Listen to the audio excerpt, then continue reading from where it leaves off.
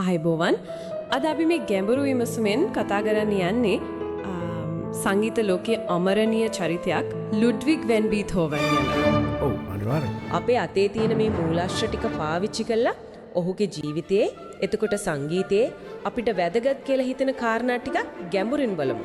හරි. බීතෝවන්. එයා ඉපදුනේ 1970 ජර්මනියේ බෝන්නෝ. සංගීත පවුලකින් තමයි ආයෙන්නේ. ඒ කියන්නේ පියාත් සංගීතයට සම්බන්ධ කෙනෙක්? ඔව් ඔව් ජොහන්. හැබැයි එයා ටිකක් සැර ගුරුවරයෙකුළු බීතෝවන්ට. මේ බීතෝවන්ගේ දක්ෂතාවය පොඩි කාලේ ඉඳලම පේන්න අරගෙන තියෙනවා. කොච්චර පොඩි කාලෙදිද? අවුරුදු 7 දී විතර එයා ප්‍රසිද්ධියෙන් ව්‍යානක වාදනය කරලා තියෙනවා. වයස 7 දී. ඇත්තටම පුදුමයි. ඉතින් අපේ මේ කතා බහේ ආරමුණ වෙන්නේ මේ වගේ අතිදක්ෂයෙක් මුහුණ දීපු අභියෝග දිහා බලන එක. විශේෂයෙන්ම ශ්‍රවණාබාධය නේද? ඔව් ඒකත් එක්ක ඒ හැමදේම මැද්දේ එයා කොහොමද සංගීතයෙන් ලෝකෙට කතා කළේ කියන එක තේරුම් ගන්න එක තමයි උත්සාහය. ඉතින් වයස අවුරුදු 17 දී විතර බීතෝවන් යනවා වියානාවට. මෝසාට් හම්බ වෙන්න හිතාගෙනද? ඒ කාලේ සංගීත ලෝකයේ අගනුවර වගේනේ වියානා කියන්නේ. ඔව් ඒක හරි. කතාවේ හැටියට නම් මොසාට් පුදුම වෙලා තියෙනවනේ මේ බීතෝවන්ගේ දක්ෂතාව ගැන. ඉතින් මොසාට් කියලා තියෙනවා මෙයා ගැන අවධානයෙන් ඉන්න. කවදා හරි මේ ලෝකෙම මෙයා ගැන කතා කරයි කියලා. ඒ කියන්නේ මොසාට්ටත් ඒ දක්ෂතාවය තේරිලා තියෙනවා. හරියටම හරි. ඉතින් වියානාවල මෙයාව කැපිලා පෙන්නේ පියානිස්ට් කෙනෙක් විදියට. මොකද පුදුම දක්ෂතාවයක් තියෙනවා මෙයාට ඉම්ප්‍රොවයිස් කරන්න. ඒකෙන් තමයි ආ ජනප්‍රිය වෙන්නේ. අර මූන්ලයිට් සොනාටාව එහෙම. ඔව් පැතටික් සොනාටා වගේ මුල් කාල නිර්මාණ. ඉතින් මෙයාගේ වාදනයේ තිබිලා තියෙනවා හැඟීම් බරම, ප්‍රකාශන ශක්තිය. නමුත් මෙයාට වැඩිකල් වියානවල නම් ඉන්න හම්බෙලා නැහැ. මොකද එයාගේ අම්මා අසනීප වෙන නිසා. ඉතින් ආපහු බොන්න යන්න වෙනවා. ඔව්. අම්මා නැති වුණාට පස්සේ පවුලේ බර මෙයාට තමයි ඉතින් දරා ගන්න වෙලා තියෙන්නේ. ඒක අමාරු කාලයක් වෙන්නේ නැති. ඊට පස්සේ අවුරුදු කීපයකට පස්සේ ඔන්න අපේ වීරයා වියානවලට ආයිත් එනවා. මේ පාර මෙයා ජෝසප් හයිඩන් යටතේ ඉගෙන ගන්නවා. හරි. මෙතනදී තමයි එයාගේ අර අනන්‍යතාවයේ එයාගේම සංගීත භාෂාව හැදෙන්නේ. ඔව් සංගීතය අලුත් වෙනවා, හැඟීම් බර වෙනවා, තව බලවත් වෙනවා. අහලා තියෙනවද මූන්ලයිට් සොනාටා එක ගැන? ඔව් ඒක නම් ඇත්තටම ප්‍රසිද්ධයි. සොනාටා කියන්නේ ඉතින් සරලවම කිව්වොත් තනි වාද්‍ය භාණ්ඩයකට ලියන කොටස් කීපයක් තියෙන කෘතියක්. ඉතින් මෙතනදී මේක ලියලා තියෙන්නේ පියානෝ එකට. හරි. ඉතින් ඒ වගේ නිර්මාණ නිසා එයා ඉක්මනට ජනප්‍රිය වෙනවා. ඔව් ජනප්‍රියත්වයත් එක්කම එයාගේ ජීවිතේ ලොකුම ඛේදවාචකය පටන් ගන්නවා. ඒ කියන්නේ ශ්‍රවණාබාධය. කන් ඇහෙන එක අඩු වෙනවා. මුලින් පොඩියට පටන් ගන්නවා. පස්සේ ලෝකේ තියෙන කිසිම සද්දයක් එයාට ඇහෙන්නේ නැතුව යනවා. ඒක දරා ගන්න කොච්චර අමාරු වෙන්නේ නැතිද? විශේෂයෙන්ම සංගීතඥයෙකුට. ඔව් අනිවාර්යෙන්ම මොනවා හිතන්න අපි ප්ලේ කරද්දී අපි ඇඟිල්ල කොට තුවාලයක් වුණොත් අපිට කොච්චර දැනෙනවද? ඉතින් මොනවා හිතන්න කන් සම්පූර්ණයෙන් ඇහෙන්නේ නැතුව යනවා. ඒක සෑහෙන අමාරු වෙන්න තියාට දරා ගන්න. ඉතින් බීතෝවන් මිනිස්සුන්ගෙන් ඈත් වෙලා ගමකට යනවා. මේ ගමේ නම තමයි හයිලිගන්ස්. එතනදී ආයාගේ සහෝදරයන්ට ලියුමක් ලියනවා. පස්සේ කාලෙකදී ඒක ප්‍රසිද්ධ වෙන්නේ මේ හයිලිගන්ස්ට ටෙස්ටමන්ට් කියලා. ඉතින් ඒකේ ආ ලියලා තියෙනවා යාගේ බලාපොරොත්තු ස්විම් වෙච්ච විදිය. සීදීන නසා ගන්නත් හිතනවලු. ඉතින් මේ ශ්‍රවණාබාධය නැති කරගන්න මෙයා ගොඩාක් දේවල් try කරලා තියෙනවා. ඉතින් මූලාශ්‍රවල හැටියට වෛද්‍යවරුන් හම්බෙලා තියෙනවා. ඔළුව කූල් වතුර වල ඔබාගෙන ඉඳලා තියෙනවා. තව 아무තු එක එක වර්ගවල බෙහෙත් අරගෙන තියෙනවා. ඉතින් මේ කිසිවකින් මෙයාගේ ශ්‍රවණාබාධය සුවුනේ නැහැ. ඒ වගේ තැනක ඉඳලා ආයෙත් සංගීතයම ජීවිතේ කරගන්න ශක්තිය ගත්තේ කොහොමද? මේක තමයි පුදුමේ. ඒ ලියුමේ මෙයා ලියලා තියෙනවා මාව නවත්තගත්තේ මගේ කලාව, මගේ සංගීතය කියලා. ඉතින් ඒ අදිෂ්ඨානය තමයි එයාගේ සංගීතය මෙච්චර බලවත් කරන්නේ. ඉතින් අද අපි කතා කරන්නත් හේතුව ඒක තමයි. ඉතින් මේ කාලේ ප්‍රසිද්ධ වුණ සිම්ෆනි එකක් තමයි එරෝයිකා සිම්ෆනිය. 3 වෙනි සිම්ෆනිය. සිම්ෆනිය කියන්නේ වාද්‍ය වෘන්දයකට ලියන ලොකු කෘතියක් නේද? කොටස් 4ක් විතර තියෙන. ඉතින් වීරත්වය තමයි මේකෙන් ප්‍රකාශ වෙන්නේ. ඉතින් ගොඩාක් දුරට බීතෝවන්ගේ තිබ්බ අභ්‍යන්තර අරගලය මේක රචනා කරන්න එක හේතුවක් වෙන්නේ නැති. සාම්ප්‍රදායික සිම්ෆනි වලින් එහාට ගිය සිම්ෆනි එකක් තමයි මේක. ඒකත් නැපෝලියන්ට නේද මුලින් ඩෙඩිකේට් කරන්න හිටියේ? ඔව්. ඉතින් මේ සිම්ෆනි එක නැපෝලියන් බොනපාර්ට් ප්‍රදානය කරන්න තමයි බීතෝවන් ඉදලා තියෙන්නේ. ඉතින් බීතෝවන් හිතාගෙන ඉන්නේ නැපෝලියන් කියන්නේ ගොඩාක් නිදහස් මිනිහෙක්.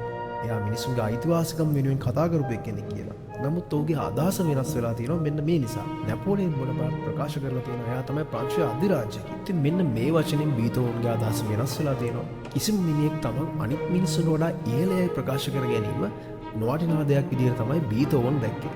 ඉතින් අපිට හිතා ගන්න පුළුවන් බීතෝවන් කියන්නේ කොච්චර නිහතමානී සරල මිනිස්සෙක්ද කියලා නේද? හරිම ප්‍රතිපත්තිගරුකයි වගේ. ඒ වගේම තමයි අර අංක 5 සිම්ෆනිය. අන්න හරි. ඩඩඩඩා ඔන්නෝම තමයි සිම්ෆනිය පටන් ගන්නේ. ඔව් හැමෝම දන්න තනු දෛවය දොරට තට්ටු කරනවා වගේ කියලා කියන එක. ඒකත් මේ කාලෙමද? ඔව්.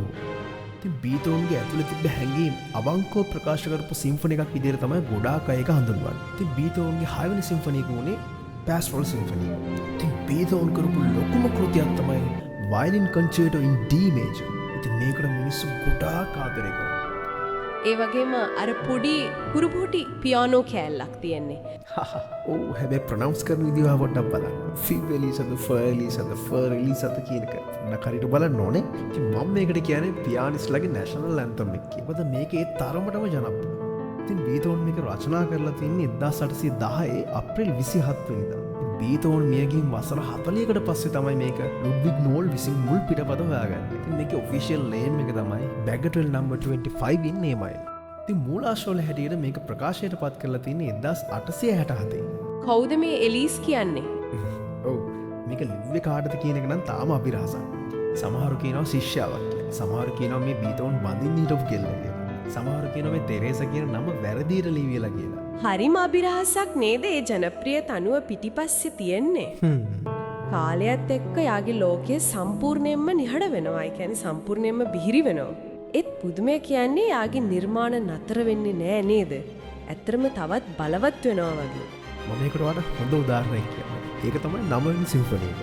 ඒකේ තියෙන විශේෂත්වය මොකක්ද? ඔව් ඒකේ තිබුණු විශේෂත්වය තමයි ෆයිනල් මූව්මන්ට් එකට ගායක කණ්ඩායමක් සහ තනි ගායකයෙක් ඇතුළත් වෙනවා. අලුත් දෙයක්. ඉතින් අලුත් වැඩක් මිනිස්සුන්ට අලුත්ම අත්දැකීමක් වුණා ඒක. ඉතින් ඒගොල්ලෝ ගායනා කළේ ෆෙඩරික් ෂිලර්ගේ Ode to Joy. ඒකෙන් කියවෙන්නේ මනුෂ්‍ය වර්ගයාගේ තියෙන කුමුත්කම් සහෝදරත්වය ගැන. හරිම බලවත් පණිවිඩයක්. අර නවවන සිම්ෆනියේ මංගල දර්ශනය ගැනත් කතාවක් තියෙනව නේද? ඔව් මාර වැඩක් කරනවා එතන. මොකද දැන් ප්‍රේක්ෂකයෝ නැගිටලා අප්පුඩ ගහනවා මොකද මේ සිම්ෆනි එච්චර ලස්සන හරි. බීතෝන් බිහිරි නිසා මේක ඇහෙන්නේ. දෙවියනේ. එයා ඔකෙස්ට්‍රා එක දිහා බලාගෙන තමයි ඉන්නේ. ඊට පස්සේ ඔකෙස්ට්‍රා එකේ කෙනෙක් ඇවිල්ලා යාව ප්‍රේක්ෂකයෝ ඉන්න පැත්තට හරවනවා. එතකොට තමයි එයාට තේරෙන්නේ මිනිස්සු කොච්චර සතුටු වෙනවද කියලා. ඇත්තටම හිතට වදින සිදුවීමක්. එතකොට එයාගේ පෞද්ගලික ජීවිතේ මූලාශ්‍රවල කියවෙන්නේ ටිකක් අවුල් සහගතයි වගේ. ගොඩක් කපිලි වෙලා නිතර පදිංචි මාරු කරනවා. ඉතින් ඔයත් සමහරවිට දැකලා ඇති මේ කද්දේ දක්ෂයෝගේ ඔය කාරණාව තියෙනවා. ඒගොල්ලෝ කොහොමද ගොඩක් කපිලි වෙන්නේ. ඒ වගේම ගොඩක් කීන් තියනවා. හැම වෙලේම එයා තනියෙන් ඉන්න තමයි කැමති වෙලා තියෙන්නේ. ඒ වගේම එයා කරුණාවන්තකම, යුක්තිය ගැන තිබ්බ විශ්වාසය. අර ෆිඩලියෝ ඔපෙරාවේ තේමාවත් ඒක නේද? හරියටම.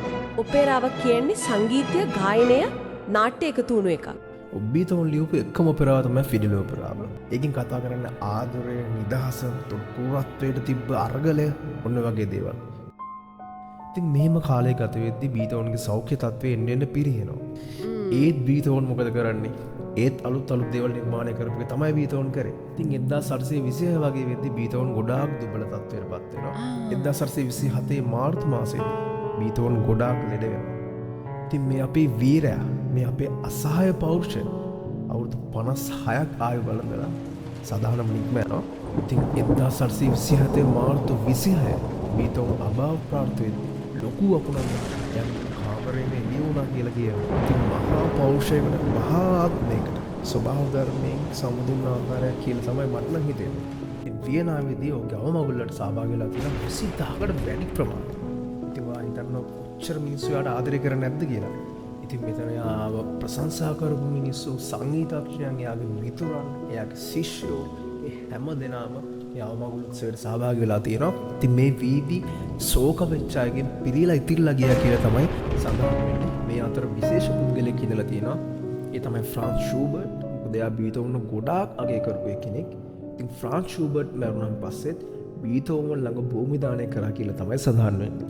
ඉතින් අපේ අසහාය වීරයා අපේ නික්ම ගියත් නිර්මාණ 700කට වැඩි අපිට ඉතුරු කරලා ගිහිල්ලා තියෙනවා. සහ නොසැලෙන අදිෂ්ඨානයක අමරණීය කතාවක්. ඉතින් මේ නිර්මාණස්සේ අපිට ගොඩාක් දේවල් ගන්න තියෙනවා. ඉතින් මේ නිර්මාණස්සේ හැංගිලා තියෙනවා හරිම ආදරණීය, මිනිසුන්ට ගොඩාක් ආදරය කරන, සරල, නිදහස්, හරි අමුතු දේශපාලනයක් තියෙන මිනිසෙක්. ඇත්තටම බීතෝවන්ගේ ජීවිතෙන් විශේෂයෙන්ම අද ඉන්න තරුණ සංගීතඥයන්ට ගන්න පුරුවන් ආදර්ශ ගොඩක් තියෙනවා නේද? ඔව් හරියටම හරි. කලාවට තියෙන ආදරය, උනන්දු, කැපවීම, Tamanටම ආවෙනික වෙච්ච හඬක් හොයාගත්ත එක කවවත් අනුකරණය නොකර. හැඟීම් අවංකව ප්‍රකාශ කිරීමේ ධෛර්යය, ඔව් ඒ ඔක්කොම බීතෝවන්ගේ කතාව අපිට මතක් කරනවා පිටත ලෝකයේ කොච්චර නිහඬ වුණත් ඇතුළත තියෙන සංගීතය කොච්චර බලවත්ද ඒකෙන් ලෝකයක් වෙනස් කරන්නත් පුළුවන් කියලා.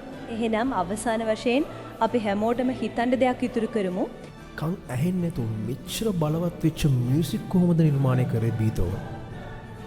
කං ඇහුණා නම් මේ වගේ මියුසික් අපිට අහන්න ලැබෙයිද? ඒක ඔයාට හිතන්න බාර කරනවා අපි.